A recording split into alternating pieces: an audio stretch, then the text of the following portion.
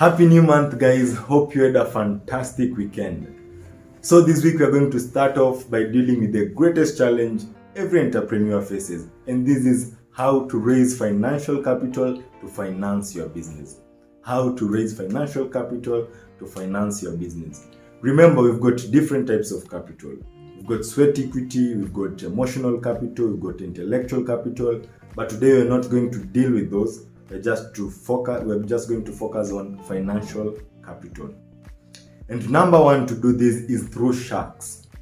And who are sharks? These are venture capitalists, these are professional investors, these are the real sharks, the people on Lion's Den, the people on Dragon's Den, the people on Shark Tank.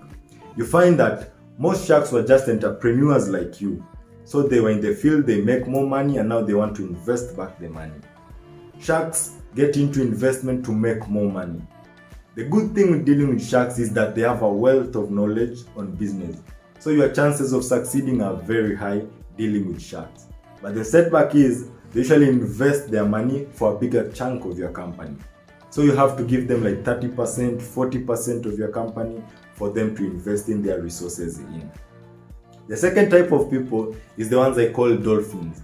These are financial institutions, these are credit unions, these are SACCOs, these are banks.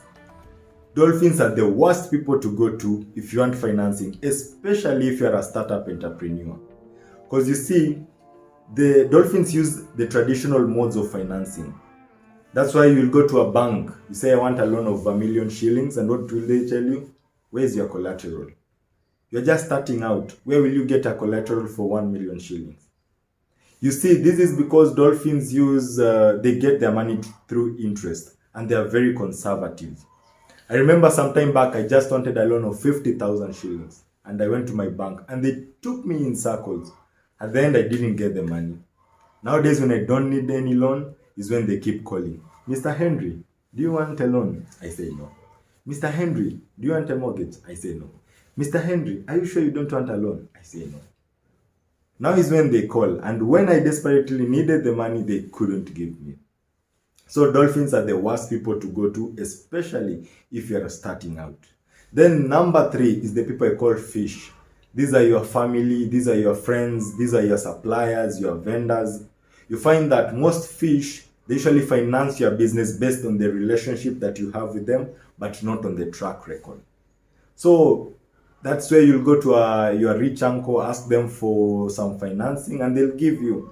Not because you are able to run that business, but because of your relationship with them. But the worst thing with this kind of people is that it can cost you your relationship with them.